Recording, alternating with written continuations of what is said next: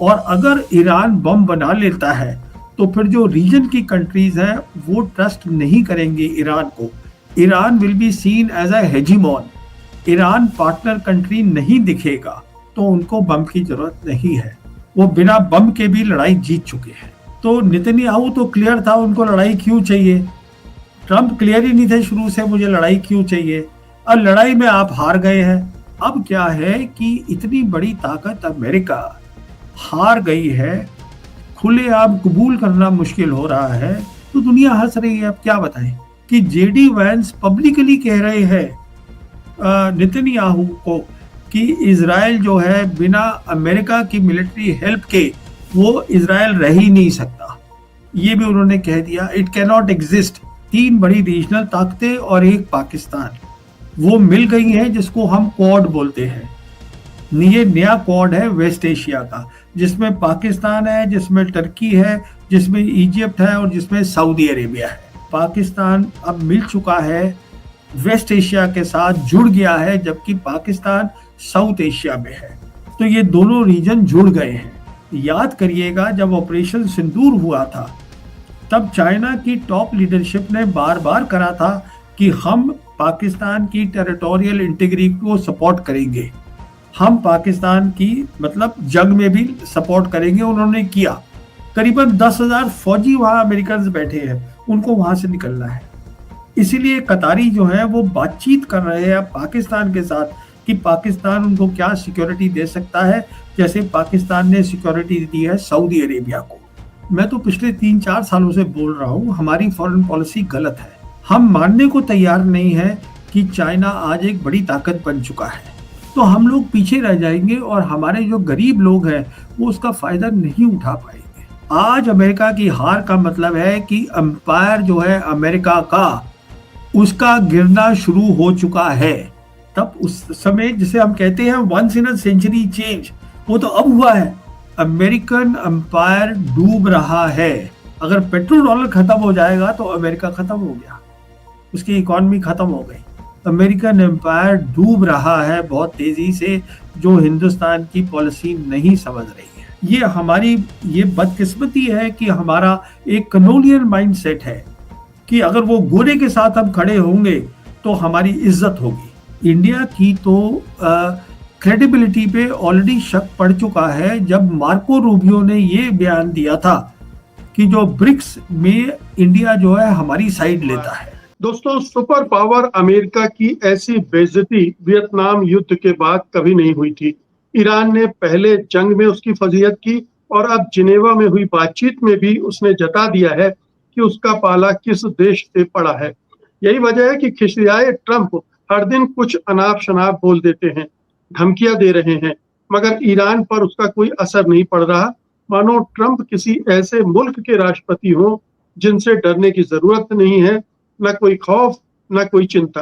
हालांकि memorandum of understanding में ही Iran ने बड़ी जीत हासिल कर ली थी, लेकिन आगे की बातचीत उसके लिए फिर भी एक चुनौती थी, खास तौर पर इसलिए कि इजराइल लेबनान पर हमले करके खेल बिगाड़ने की साजिशों में लगा हुआ था। मगर ईरानी नेतृत्व उससे विचलित नहीं हुआ और उसने ट्रंप को मजबूर कर दिया कि वे इजराइल को नियंत्रित करें, और उन्हें वो करना भी पड़ रहा है। आगे की वार्ताओं के लिए रोड मैप पर सहमति बन गई है, कुछ वर्किंग ग्रुप्स बनाए गए हैं, लेबनान में झड़पें रोकने के लिए भी एक मैकेनिज्म बनाया गया है, होर्मुज खुल चुका है जिसकी वजह से तेल के दाम $80 प्रति बैरल से भी नीचे आ गए हैं। लेकिन यह भी सही है कि दोनों पक्ष परस्पर विरोधी दावे भी कर रहे हैं। वार्ताओं के दौरान ऐसा होना अस्वाभाविक भी नहीं है। अब सवाल है कि अभी तक की प्रगति का आकलन कैसे किया जाए। क्या बड़ी दुश्वारियां दूर कर ली गई हैं? क्या धीरे धीरे ही सही अमेरिका अपनी हार स्वीकार कर रहा है? यही है बातचीत के बिंदु, और इस पर बातचीत करने के लिए हमारे साथ जाने माने रक्षा विशेषज्ञ प्रवीण साहनी जी जुड़ चुके हैं। तो आपका स्वागत है प्रवीण जी इस कार्यक्रम में। मेरा पहला सवाल ये है कि जंग में तो जीत एक तरह से सभी ने मान ली, अमेरिका में भी मान ली।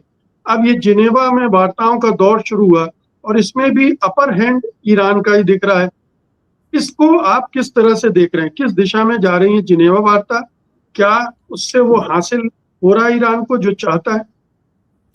देखिए, सबसे पहले तो बहुत बहुत शुक्रिया, आपने मुझे अपने प्रोग्राम में बुलाया। अब इसको हम थोड़ा सा शुरू से समझने की कोशिश करते हैं, हुआ क्या है।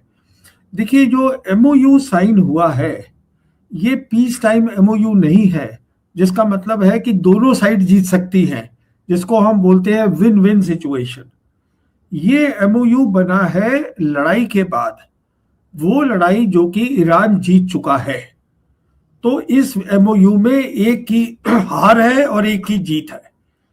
इसका मतलब ये है कि जो भी इस एमओयू में लिखा गया है, वो ज्यादातर ईरान को फेवर कर रहा है, अमेरिका को नहीं कर रहा है। अच्छा, अमेरिका क्योंकि हार चुका है, इसका मतलब ये है अमेरिका के पास आज मिलिट्री कोई ऑप्शन नहीं है ईरान के खिलाफ वेस्ट एशिया में। इसका आगे मतलब ये हुआ कि जो ये एमओयू है, जो इसमें लिखा हुआ है, ईरान जीती हुई कंट्री है जो इसमें कोई भी तब्दीली नहीं एक्सेप्ट करेगी। अगर इसमें अमेरिका कुछ भी चेंज करने की कोशिश करेगा, क्योंकि ये मिनिमम है ईरान का, तो ईरान के पास दो ऑप्शंस हैं। ईरान जो है या तो बातचीत से बाहर आ सकता है, जो उन्होंने करा है स्विट्जरलैंड में, और या वो हरमोज बंद कर सकते हैं। तो दोनों उनके पास ऑप्शंस हैं। अब जहां तक ताल्लुक है स्विट्जरलैंड की जो बातचीत हुई थी, जो आपने ठीक बताया कि ईरानियंस ने जो उनका हाथ नहीं मिलाया और वो सब कुछ हुआ, पर अमेरिका जा नहीं कहीं सकता, क्योंकि अमेरिका के पास, जैसे मैंने आपको बताया, कोई मिलिट्री ऑप्शन नहीं है। तो हाथ वगैरह ठीक है, फोटो नहीं हुआ, पर काफी कुछ हासिल हुआ उधर। वहां हासिल ये हुआ है, एक तो हाई रैंकिंग कमेटी बन गई है। उस हाई रैंकिंग कमेटी में ये ईरान की तरफ से अराक्ची है, खाली बाफ है, और अमेरिका की तरफ से जेडी वैंस है, और मीडिएटर जो है वो प्राइम मिनिस्टर है पाकिस्तान के और कतर के। उसके बाद 4 वर्किंग ग्रुप्स बन गए हैं। एक वर्किंग ग्रुप सैंक्शंस पे देखेगा, एक न्यूक्लियर इश्यूज को देखेगा, एक देखेगा reconstruction and economic development Iran की, और जो चौथा वाला है वो मॉनिटर करेगा इस एमओयू को कि ये एमओयू में क्या क्या काम हो रहा है, क्योंकि इसको 60 दिन के बाद इसको फाइनल डील में तब्दीली करना है। इसमें ऑप्शन है कि आप इसमें थोड़ा और टाइम ले सकते हैं। इन 4 वर्किंग ग्रुप के अलावा एक और डी कॉन्फ्लिक्ट सेल खुल गया है, जो सिर्फ लेबनान की सिचुएशन को मॉनिटर करने के लिए है। इसके अंदर जो मेंबर्स हैं वो अमेरिका है, ईरान है, लेबनीज गवर्नमेंट है, और इसमें मीडिएटर्स है पाकिस्तान और कतर। इसमें इजराइल को नहीं रखा गया है। तो कहने का मतलब ये है कि जो मेन जंग है जो अमेरिका लड़ रहा था, वो खत्म हो चुकी है। अमेरिका इस लड़ाई में मेरे हिसाब से अब वापस नहीं आएगा।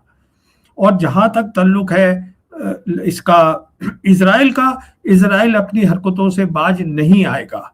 उसी के लिए ये बनाया गया है सेल। अगर वो नहीं बाज में आएगा तो ये जिम्मेदारी रहेगी ट्रंप और वैंस की, अभी कि उसको आप उनको मतलब सीज फायर करवाइए। उसमें बहुत कुछ अभी और भी होना है, जो काम होगा मॉनिटर सेल का। तो यहाँ पर बातचीत है, इसका मतलब प्रोग्रेस हो रही है, काम हो रहा है। जी, लेकिन एक मुद्दे पर जो मतभेद उभर कर सामने आए हैं, जिसमें जेडी वांस दावा कर रहे हैं कि ईरान ने ये आईईएए से मॉनिटरिंग और इन्वेस्टिगेशन की इजाजत दे दी है, यानी जो परमाणु उसके केंद्र हैं उनकी जांच भी कर सकता है, उनकी निगरानी भी कर सकता है। ईरान ने इसका खंडन कर दिया कि अभी ऐसा कुछ नहीं है। तो दावे प्रतिदावे ये क्यों हो रहे हैं इस तरह से? देखिए, जहां तक ताल्लुक है अमेरिका का, एक बहुत बड़ी बात हो गई है। अमेरिका ये वो ताकत है जिसने कोल्ड वॉर जीती थी, जो यूनिपोलर वर्ल्ड में पूरी दुनिया पे हावी था। वो आज लड़ाई के मैदान में वेस्ट एशिया में ईरान से हार गया है। अब वो हार जो है उनको मानना मुश्किल हो रहा है। इसलिए जो भी बात जेडी वैंस कह रहे हैं और जो भी बात ट्रंप बोल रहे हैं, मुझको लगता नहीं है उसको कोई भी अहमियत देनी चाहिए। अच्छा, अब बात यह है कि जो इशारतदार है, जो फॉरेन मिनिस्टर है पाकिस्तान के, उन्होंने ये साफ कहा है, वो बहुत इंपॉर्टेंट रोल प्ले कर रहा है पाकिस्तान। उन्होंने ये कहा है कि देखिए, ये सैंक्शन का इशू, न्यूक्लियर का इशू और जो मॉनिटरिंग है एमओयू का, ये अभी शुरू होना है।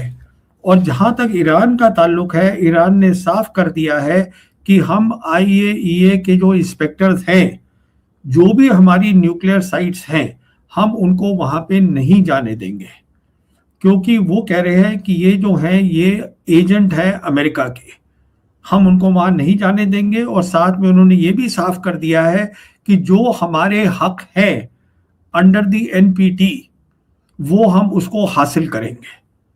तो ये न्यूक्लियर की बात है। और तीसरी बात न्यूक्लियर पे ये है, जैसे हम सब जानते हैं, उनके पास जो है स्टॉक पाइल्स हैं न्यूक्लियर की, जो कि करीबन 440 किलोग्राम है, जिसकी एनरिचमेंट 60% तक हो चुकी है। अगर 90% हो जाएगी तो उसको आप न्यूक्लियर बॉम्ब बना सकते हैं। उसके लिए एमओयू में लिखा गया है कि दोनों साइड जो है वो बातचीत करेंगी और देखेंगी कैसे ऑन साइट पर उसको वहीं पर ही उसको वो उसकी डाउनग्रेडिंग करी जाए कि उसकी एनरिचमेंट की। पर वो काम, जैसे कि इशाकदार बता रहे हैं, वो अभी शुरू नहीं हुआ है, अभी उस पर बातचीत भी शुरू नहीं हुई है। तो देखिए, जो भी बात आज मेरे हिसाब से ईरान बोल रहा है और जो ईरान के जो स्पोक्स पर्सन है वो बोल रहे हैं, उसको हमें सीरियसली लेना चाहिए। और जो अमेरिका बोल रहा है उसको नजरअंदाज करना चाहिए, और जो पाकिस्तान और कतर बोल रहे हैं उसको ध्यान से सुनना चाहिए। ये वो हो रही है हालत। जी, लेकिन ये तो आप स्वीकार करेंगे कि ईरान ने ये माना है कि वो न्यूक्लियर बम नहीं बनाएगा। अब न्यूक्लियर बम नहीं बनाएगा तो उस ईरान में न्यूक्लियर बम बनाने की एक्टिविटीज हो रही हैं, नहीं हो रही हैं, इसको कैसे इंश्योर किया जाएगा? देखिए, पहली बात यह है, ईरान को न्यूक्लियर बम बनाने की जरूरत नहीं है। उसका कारण कि बहुत सीधा सा है। अगर आप देखिएगा कि जो ईरान के फॉरेन मिनिस्टर हैं, वो मई के महीने में, पहले याद करिएगा, वो गए थे मॉस्को, वहाँ उनकी 1.5 घंटे बातचीत हुई प्रेसिडेंट पुतिन से। उसके बाद वो गए चाइना, वहाँ उनकी वोंग ही जो फॉरेन मिनिस्टर है उससे बातचीत हुई।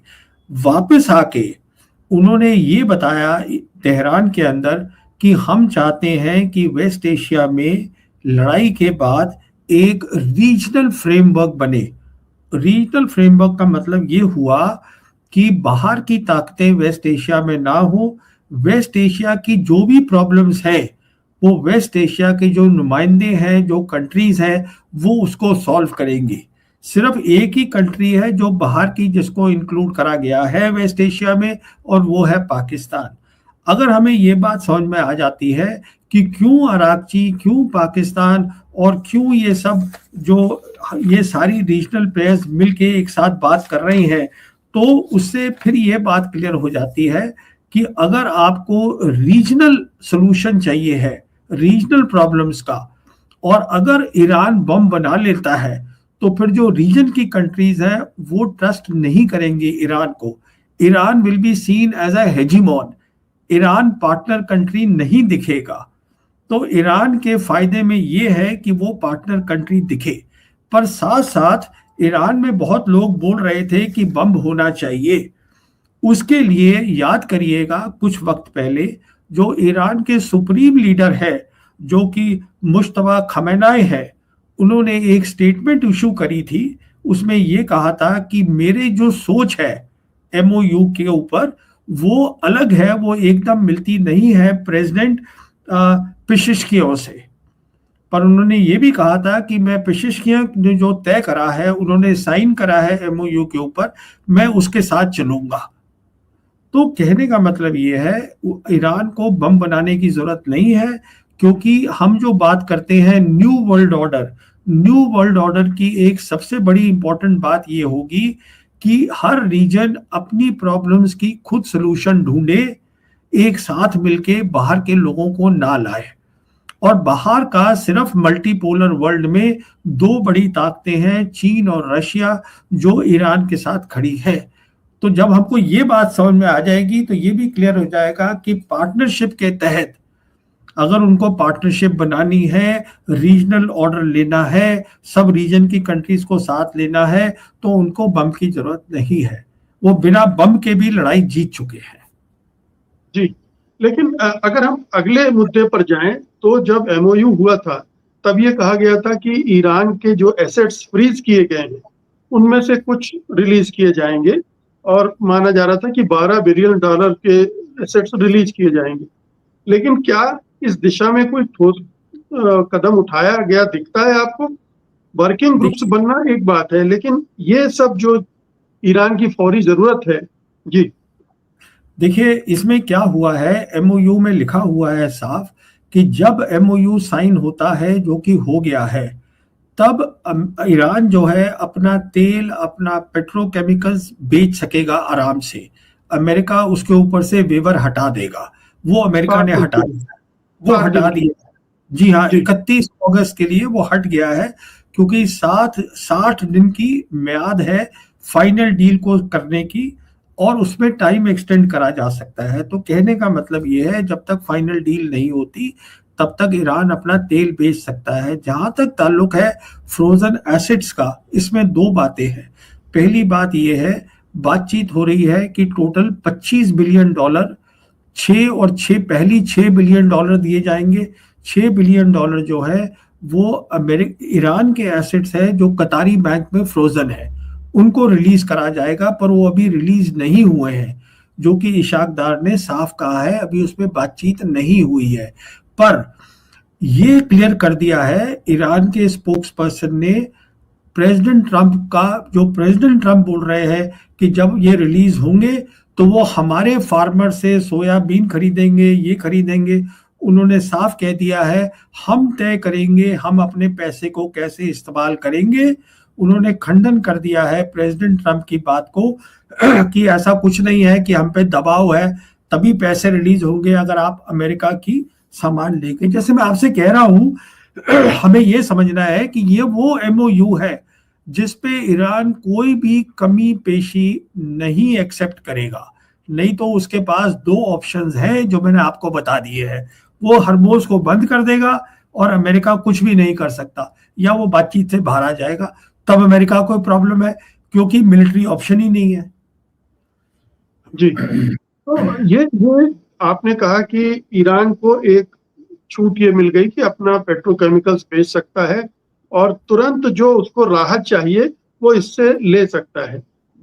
भारत भी खरीदार हो सकता है उनमें से एक। भारत के लिए भी ईरानी तेल अब तो शायद प्रीमियम पे ना मिले, लेकिन ये बताएं कि ईरान का जो जो एक के बाद एक गेन है, मतलब एमओयू, फिर जिनेवा टॉक्स, फिर आगे ग्रुप्स बनना, फिर लेबनान को, इजराइल को कंट्रोल करने के लिए लेबनान पे ग्रुप बनना, ये क्या जताता है? ये इतना अपर हैंड है ईरान का कि अमेरिका को जो मुद्दे सबसे ज्यादा तकलीफ देते हैं उन पे ही कंप्रोमाइज करना पड़ रहा। देखिए जैसे मैं आपसे कह रहा था, अमेरिका ने गलती करी, प्रेसिडेंट ट्रंप ने गलती करी, बिना सोचे समझे वो उसके उसमें आ गए, झांसे में नेतन्याहू के लड़ाई शुरू कर दी। तो नेतन्याहू तो क्लियर था उनको लड़ाई क्यों चाहिए, ट्रंप क्लियर ही नहीं थे शुरू से मुझे लड़ाई क्यों चाहिए।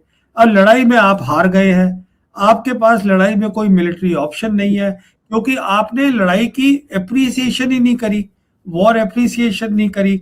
मैं आपको एक मजेदार बात बताता हूं, जो नेशनल सिक्योरिटी स्ट्रेटजी है प्रेसिडेंट ट्रंप के व्हाइट हाउस की, जो रिलीज हुई थी नवंबर 2025 में, वो साफ कहती है, ये नेशनल सिक्योरिटी में लिखा है जो व्हाइट हाउस ने निकाली थी, कि हमारा इकलौता एनिमी दुनिया में ईरान है और हमारी जिम्मेदारी है, मतलब अमेरिका की जिम्मेदारी है, ये देखना कि स्ट्रेट ऑफ हॉर्मुज खुला रहे।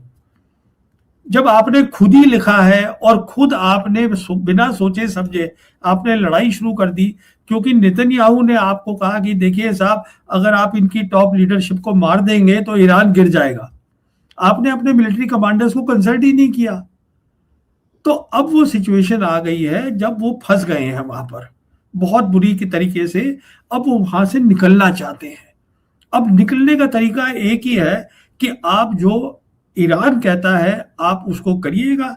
ईरान के पास मिलिट्री ऑप्शंस है, ईरान के पास ताकत है, ईरान को दो बड़ी ताकतें सपोर्ट कर रही हैं, और आप चाहते हैं मैं यहां से निकलूं क्योंकि आपके मसले और हैं, आपके वहां पर प्रॉब्लम है, आपके वेस्ट एशिया वेस्टर्न हेमिस्फीयर में प्रॉब्लम है, आर्टिक ओशन में प्रॉब्लम है, आप फंस गए हैं। तो देखिए अब क्या है कि इतनी बड़ी ताकत अमेरिका हार गई है, खुलेआम कबूल करना मुश्किल हो रहा है। इसीलिए प्रेसिडेंट ट्रम्प बार बार बोलते हैं मैंने नेवी उनकी खत्म कर दी, एयरफोर्स खत्म कर दिया, ये खत्म कर दिया, वो खत्म कर दिया। तो दुनिया हंस रही है, अब क्या बताएं। लेकिन ट्रम्प की लाचारगी इसमें भी दिख रही है कि वो इजराइल को कंट्रोल नहीं कर पा रहे। युद्ध हाँ विराम देखिए, करवा दिया, डांट फटकार दिया, लेकिन इजराइल लगातार बमबारी कर रहा है और बिल्कुल अडामेंट है कि हम नहीं छोड़ेंगे लेबनानी जमीन। तो भाई मैं आपसे कह रहा हूं ना कि देखिए ये बात यहाँ खत्म नहीं होगी। अगर आप एमओयू देखिएगा, एमओयू में दो बातें लिखी हैं। ईरान का ये कहना है कि एक तो आप सीज फायर करिए, दूसरी बात ये लिखी है कि टेरिटोरियल इंटीग्रिटी लेबनान की कायम करनी है। उसका मतलब ये है करीबन 20% लेबनीज टेरिटरी साउथ लेबनान में जो कि इजराइल ने कब्जा कर लिया है, जो अपने नक्शों में दिखा रहे हैं, जहां वो सेटलमेंट ला रहे हैं, तो उसको भी खाली करवाना है, नहीं तो फाइनल डील साइन नहीं होगी। उसी के लिए पहले तो अभी डी कॉन्फ्लिक्ट बनाया है सेल, उसके बाद जो है वो एमओयू मॉनिटरिंग का अलग ग्रुप बनाया है। तो ये लाचारी है। अब लाचारी का तो आप इससे अंदाजा लगा लीजिए कि जेडी वैंस पब्लिकली कह रहे हैं नेतन्याहू को कि हमने तुमको तुम्हारी 2/3 जो है डिफेंस कैपेबिलिटीज वो हमारे पैसे से हमारे लोगों ने बनाई है, हमने दी है। और उन्होंने तो यहां तक कह दिया कि इजराइल जो है बिना अमेरिका की मिलिट्री हेल्प के वो इजराइल रह ही नहीं सकता। ये भी उन्होंने कह दिया, it can not exist without support. ये लाचारी है और क्या है। अब लाचारी क्या है, इतनी इजराइल लॉबी है वॉशिंगटन में मजबूत, क्या है उनकी होल्ड, अब ये अंदर की बात है। इसका ये जो ईरान जैसे जैसे वार्ता प्रोग्रेस कर रही है, तो ईरान का जो अपर हैंड दिख रहा है उसको मिडिल ईस्ट की या वेस्ट एशिया की जो कंट्रीज हैं वो किस तरह से इसको देख रही होंगी। क्या वो अब मानसिक रूप से तैयार हो रही कि हमें अब ईरान से ही डील करना है, एक नई ट्रीटी ईरान के साथ बनानी पड़ेगी। या और दूसरा सवाल इससे जुड़ा ये भी है कि अब क्या अमेरिका को इस एरिया से भागना पड़ेगा, छोड़ना पड़ेगा। तो मैं आपके दोनों सवालों का बारी बारी से जवाब देता हूं। जैसे मैंने आपसे कहा था, ये जो वेस्ट एशिया की कंट्रीज हैं ये अपना एक वेस्ट एशिया की पार्टनरशिप बना रही है। सिर्फ एक आउटसाइड कंट्री उसमें शामिल है और वो है पाकिस्तान। इसलिए आप देखिएगा क्या हुआ है कि तीन बड़ी रीजनल ताकतें और एक पाकिस्तान वो मिल गई हैं, जिसको हम क्वाड बोलते हैं। ये नया क्वाड है वेस्ट एशिया का, जिसमें पाकिस्तान है, जिसमें टर्की है, जिसमें इजिप्ट है और जिसमें सऊदी अरेबिया है। ये सब आपस में बात कर रहे हैं। फिर आप ये भी देखिएगा, जैसे मैं आपसे अभी बात कर रहा हूं, जो ईरान के प्रेसिडेंट है पेशिशकियन, वो अभी 60 मेंबर डेलीगेशन लेकर पाकिस्तान पहुंचे हुए हैं। उधर अराकची जो है वो ओमान गए थे, वो ओमान से सीधा पाकिस्तान आ गए हैं। आप देखिएगा जो एमओयू है, ईरान का एमओयू, उसका नाम है इस्लामाबाद एमओयू, जबकि अमेरिका का एमओयू सिर्फ एमओयू है। कहने का मतलब ये है कि पाकिस्तान अब मिल चुका है, वेस्ट एशिया के साथ जुड़ गया है, जबकि पाकिस्तान साउथ एशिया में है। तो ये दोनों रीजन जुड़ गए हैं। इसमें एक खास बात और क्या है, कैसे जुड़े हैं, क्योंकि दोनों केस के अंदर याद करिएगा जब ऑपरेशन सिंदूर हुआ था तब चाइना की टॉप लीडरशिप ने बार बार करा था कि हम पाकिस्तान की टेरिटोरियल इंटीग्रिटी को सपोर्ट करेंगे, हम पाकिस्तान की मतलब जंग में भी सपोर्ट करेंगे। उन्होंने किया वही बात वो ईरान में भी बोल रहे हैं जब जंग चल रही थी 40 दिन की, कि we support Iran territorial integrity and sovereignty. तो वो चाइना ने इन दो रीजन्स को मिला दिया है। अब आपका दूसरे सवाल पे आता हूं देखिए, एमओयू में एक साफ बात लिखी हुई है जिसपे अभी चर्चा नहीं हो रही है दुनिया में, और जो बहुत ही अहम बात है वो ये है कि जो अमेरिका है वो अपनी फोर्सेस को ईरान के नजदीक से हटाएगा 60 दिन के अंदर, फाइनल डील से पहले। अच्छा, अब देखिए, अमेरिका की करीबन 50,000 फौज है, 19 बेसिस में, 10 कंट्रीज में, वेस्ट एशिया में। उसमें से 5 कंट्रीज तो जीसीसी की है, जो कि Saudi Arabia, Qatar, Bahrain, Kuwait, UAE वहां बैठी हुई है। तो अगर वहां से हटती हैं, जो कि हटानी है, जहां ऑलरेडी बातचीत चल रही है कतर से फोर्सेस का हटने का। कतर देखिए एक बहुत अजीब जगह है जिसका लैंड बॉर्डर नहीं है ईरान के साथ। कतर जो एक्सपोर्ट करता है वो एलएनजी करता है, और उसकी जो गैस फील्ड है वो कॉमन है ईरान के साथ। और कतर में ही जो फॉरवर्ड है हेडक्वार्टर्स अमेरिका की सेंट्रल कमांड का, वो वहां पर है। करीबन 10,000 फौजी वहां अमेरिकन बैठे हैं, उनको वहां से निकलना है।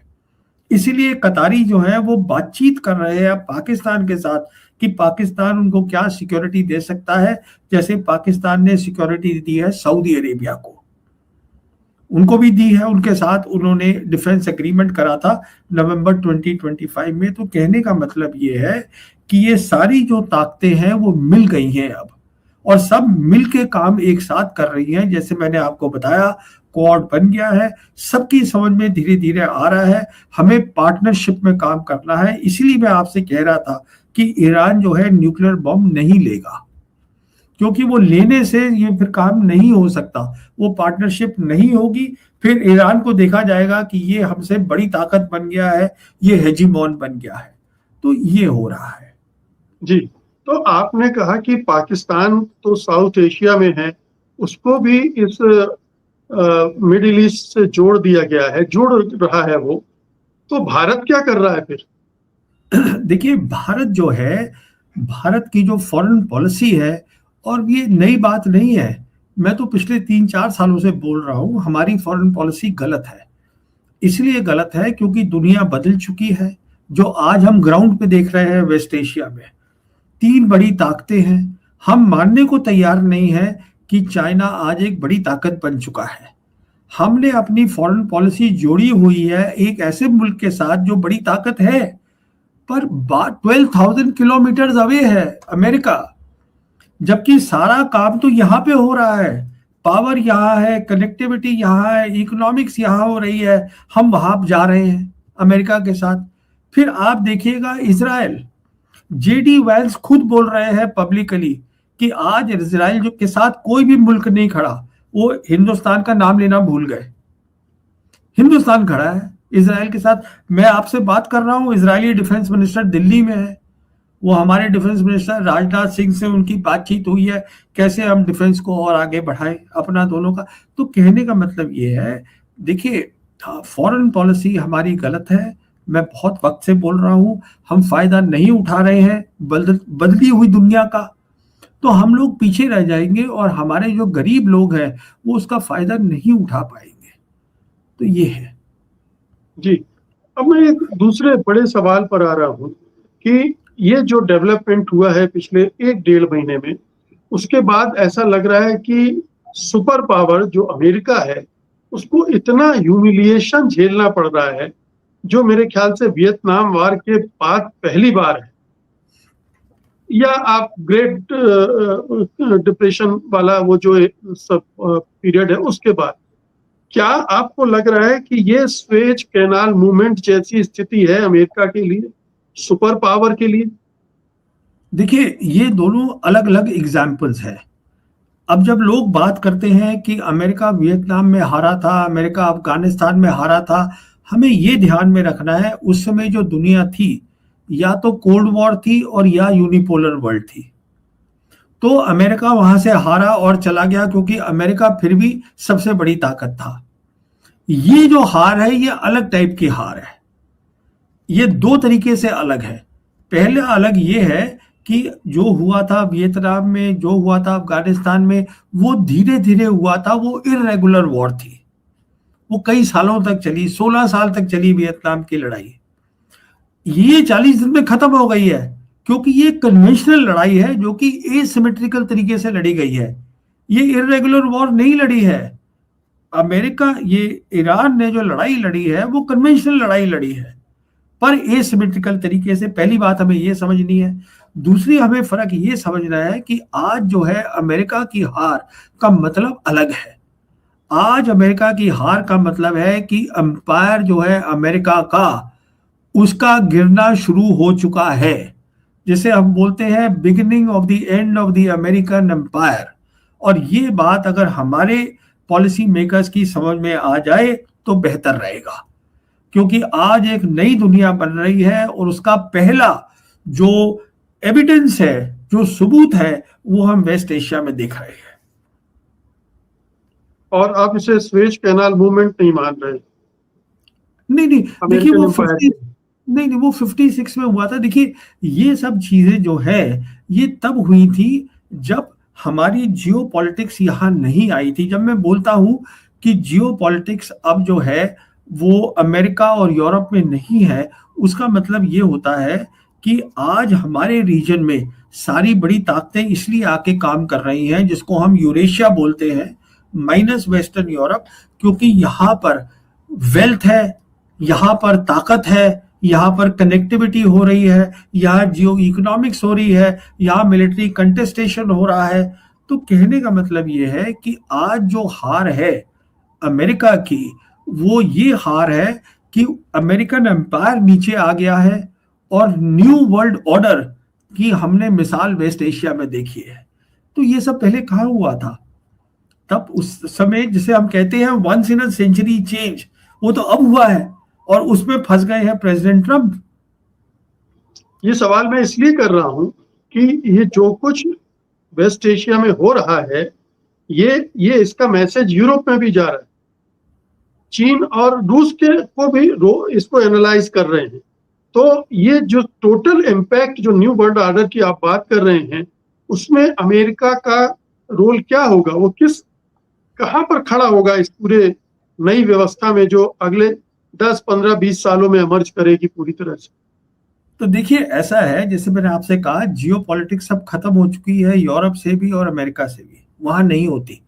तो जहां तक यूरोप का ताल्लुक है, अगर आप याद करिएगा जब JCPOA हुआ था, उसके अंदर यूरोप मौजूद था, यूरोपियन कंट्रीज थी। अब जो बात हो रही है न्यूक्लियर की, उसमें यूरोपियन कंट्रीज नहीं है।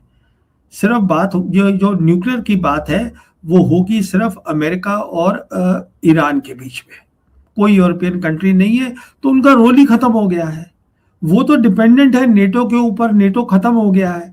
और जहां तक अमेरिका का ताल्लुक है, अगर आप देखिएगा जब प्रेसिडेंट ट्रंप आए थे, उनकी फॉरेन पॉलिसी थी मागा, मतलब मेक अमेरिका ग्रेट अगेन। कहने का मतलब ये है, उनको ये अंदेशा था, उनको ये जानकारी थी कि दुनिया मल्टीपोलर बन गई है, पर उनकी ये सोच थी कि मैं इसको फिर से यूनिपोलर बना दूंगा।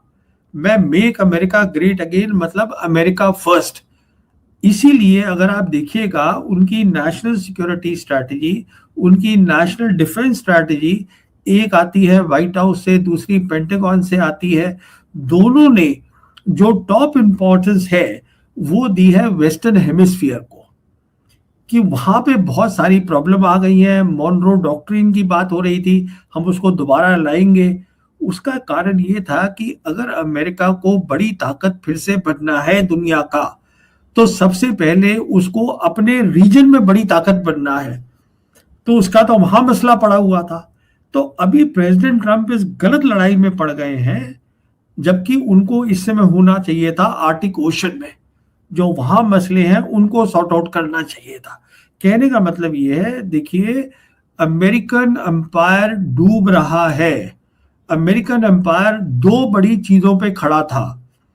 पहली चीज उसकी मिलिट्री ताकत, जिसको शिकस्त मिल चुकी है वेस्ट एशिया में, और जिसका इम्पैक्ट, जिसका असर उनकी जो बाकी 750 मिलिट्री बेसेस है अक्रॉस द ग्लोब सब पे पड़ेगा।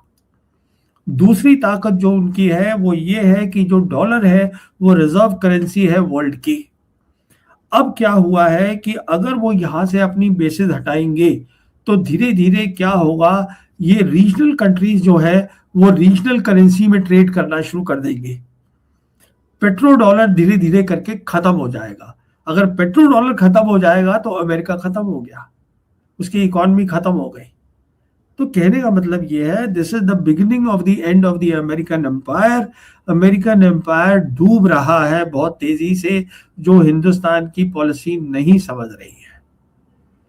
और क्या इसको इस तरह से भी देख सकते हैं कि चीन इस जंग के बाद और ज्यादा मजबूत होकर आया है सामने, मतलब अमेरिका के कंपैरिजन में उसका। देखिए जी।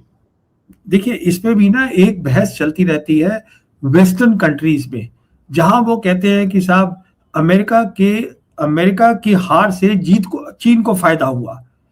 देखिए ये थोड़ी गलत है सोच। फायदा इस बात को हुआ है न्यू वर्ल्ड ऑर्डर को, new world order which is supported by two great powers, China and Russia in the multipolar world. अब न्यू वर्ल्ड ऑर्डर में कौन से मुल्क है? न्यू वर्ल्ड ऑर्डर में है global south, 80% of the countries of the world, जो कि डेवलपिंग कंट्री है, जिसमें हिंदुस्तान भी एक है। और ग्लोबल साउथ क्यों मजबूत हो रहा है? क्योंकि वो ग्राउंड पे दिख रहा है वेस्ट एशिया में बड़ी ताकत हार गई है। और ये बात तय है कि जो बेल्ट एंड रोड इनिशिएटिव है चाइना की, जो आज दुनिया में 193 कंट्रीज है, उसमें 149 कंट्रीज में गई है, वो सब 149 कंट्रीज ग्लोबल साउथ की है। तो कहने का मतलब ये है, ये जीत जो है एक्चुअली में new world order, rise of global south, ये जो छोटी कंट्रीज हैं, जो डेवलप कंट्रीज हैं, जिसकी एस्पिरेशंस है, जो बेहतर करना चाहते हैं, ये उनकी जीत हो रही है, जिसको सपोर्ट कर रहे हैं चाइना और रशिया। क्योंकि जब आप जैसे अमेरिकन बात करते हैं ये हार गया वो जीत गया, ये वो काम नहीं हो रहा है। ये एक पूरी, जिसे वो कहते हैं Chinese common destiny for the world, वो उसको बनाने की कोशिश कर रहे हैं, और उनके साथ इसमें रशिया जुड़ा हुआ है। और भारत कहीं नहीं। भारत ने तो तय कर लिया है ना कि हम वहां कहीं रहना नहीं चाहते हैं। अब मिसाल के तौर पर अभी हमारे प्रधानमंत्री गए थे G7 की समिट में। अब G7 की आज हालत ये है, अभी एक बयान आया है। बयान क्या है, मैंने सुना है उनको, जो कनाडा के प्राइम मिनिस्टर है कार्ने, वो कह रहे हैं कि जो G7 है वो अब खत्म हो गया है, it is not a economic power, इसीलिए हमने बाहर के मुल्कों को बुलाया है। बाहर के मुल्क कौन है? ब्राजील है, 3 कंट्रीज ब्रिक्स की है, उसमें यूएई है, ये है, हिंदुस्तान है, केनिया है, इनको बुलाया है जो ग्रोइंग इकोनॉमीज है, कि जिससे कि वो G7 को स्ट्रेंथन करे। अरे भाई, हम ब्रिक्स के मेंबर हैं, हमारी ब्रिक्स की प्रेसिडेंसी है, ब्रिक्स इतना बेहतर कर रहा है, लोगों की लाइन लगी है कि हमें ब्रिक्स को ज्वाइन करना है। हम वहां क्यों जा रहे हैं G7? हम इसलिए जा रहे हैं क्योंकि एंग्लो सेक्सन्स वहां पर है, क्योंकि अमेरिका वहां पर है, क्योंकि यूरोप वहां पर है। हम उनके साथ दिखना चाहते हैं। ये हमारी ये बदकिस्मती है कि हमारा एक कलोनियल माइंडसेट है कि अगर वो गोरे के साथ हम खड़े होंगे तो हमारी इज्जत होगी। ये हमारी दिक्कत है। तो ये जो ब्रिक्स का आपने चर्चा किया, ये बहुत जरूरी चर्चा था। मुझे लगता है कि अभी ब्रिक्स की प्रेसिडेंसी भी है, लेकिन जो रोल इंडिया का है वो बड़ा संदिग्ध है। ब्रिक्स के देश ही उसे संदेह की नजर से देख रहे हैं, और क्या पता ब्रिक्स का सम्मेलन भी हो पाएगा कि नहीं। तो देखिए सूरत जी। देखिए ब्रिक्स का सम्मेलन होगा, क्योंकि ब्रिक्स में जो ज्यादा इंटरेस्ट है इंडिया से, वो चाइना और रशिया का है। क्योंकि जो ब्रिक्स जो है एक बहुत इंपॉर्टेंट इंस्टीट्यूशन है न्यू वर्ल्ड ऑर्डर की। अगर आप देखिएगा, अभी बातचीत चल रही है, हमारे एनएसए ने एनएसएस को बुलाया है कई बातों पे चर्चा करने के लिए दिल्ली में। तो मेन चर्चा इंपॉर्टेंट नहीं है, आप ये देखिए कि कौन किसको वहां मिल रहा है। सारी कंट्रीज जो है वो चीन के जो वोंग ही है मिनिस्टर, उनसे मिल रही हैं। इजिप्ट के लोगों ने उनसे मिला है, ईरानियन के जो डिप्टी आए हैं उनके स्पीकर, उन्होंने उनसे मिला है। तो कहने का मतलब ये है, ब्रिक्स इसलिए कामयाब नहीं हुआ कि इंडिया कर रहा है, क्योंकि इंडिया की तो क्रेडिबिलिटी पे ऑलरेडी शक पड़ चुका है जब मार्को रूबियो ने ये बयान दिया था कि जो ब्रिक्स में इंडिया जो है हमारी साइड लेता है, ये उनका बयान है, तो उसमें तो शक पड़ गया है। पर उम्मीद ये करी जा रही है, चीन से रशिया ये उम्मीद कर रहे हैं कि शायद इंडिया अपनी फॉरेन पॉलिसी को ठीक कर लेगा, अदरवाइज ब्रिक्स को कमजोर नहीं होने देंगे। ब्रिक्स अगले साल जा रहा है चाइना के पास प्रेसिडेंसी, तो वो मजबूत ही होगी, वो कमजोर नहीं होगी। ठीक है, हमारी प्रेसिडेंसी जो है, कहना मुश्किल है कि शी जिनपिंग आएंगे कि नहीं आएंगे, अभी सितंबर में है, बहुत दूर है, पर पूरी कोशिश रहेगी मेरी असेसमेंट में चीन की और रशिया की, ईरान की, कि ये कामयाब हो। जी, आखिरी सवाल है मेरा, अब जिनेवा वार्ताओं के बाद आप किस तरह से चीजों को आगे बढ़ते हुए देख रहे हैं? तो देखिए, आगे चीजें ऐसे बढ़ेंगी कि मेन लड़ाई खत्म हो चुकी है, पर जो टेररिज्म है इजराइल की, वो खत्म नहीं होगी। ना लेबनान में खत्म होगी, ना गाजा में खत्म होगी। गाजा में देखिए, पिछले साल जो है 1 साल हो गया सीज फायर हुआ था, उसके बाद जो है इजरायलीज ने 1000 से ज्यादा लोगों को मार दिया है, वहां ह्यूमैनिटेरियन एड नहीं आने दे रहे, जेनोसाइड कर रहे हैं। तो ये नहीं है कि ईरान जो है वो इन बातों से बेखबर है। ईरान चाहता है कि पहले ये एमओयू का मसला हो जाए, फिर वो मसला उठाएगा हमास और गाजा का, और पैलेस्टाइन का इशू भी उठेगा। जब तक ये चीजें नहीं उठेंगी, इन पे बातचीत नहीं होगी, इजराइल की जो टेररिज्म है वो बंद नहीं होगी। तो इजराइल की टेररिज्म चलती रहेगी। उसके बावजूद जो है मेरी समझ से प्रेसिडेंट ट्रंप जो है वो इस पे लगे रहेंगे कि ये जो एमओयू है ये फाइनल डील बन जाए। तो हम उस कगार पे खड़े हैं जहां अशांति रहेगी वेस्ट एशिया में, पर दोनों जो बड़ी ताकतें हैं, एक जो हारी है और एक जो जीती है, उन दोनों का एम ये है कि हम फाइनल डील पर आ जाए। तो दोनों के हित में है कि एक फाइनल डील हो जाए। ईरान को तो बहुत कुछ मिला ही है एमओयू में ही, अगर वो इम्प्लीमेंट हो जाए तो उसकी सबसे बड़ी अचीवमेंट है। और डोनाल्ड ट्रंप को चाहिए किसी तरह से एक डील कंक्लूड हो जाए ताकि वो अपने घरेलू मैदान में कुछ श्रेय हासिल कर सके। बिल्कुल ठीक कह रहे हैं आप, बिल्कुल ठीक कह रहे हैं, यही है नतीजा।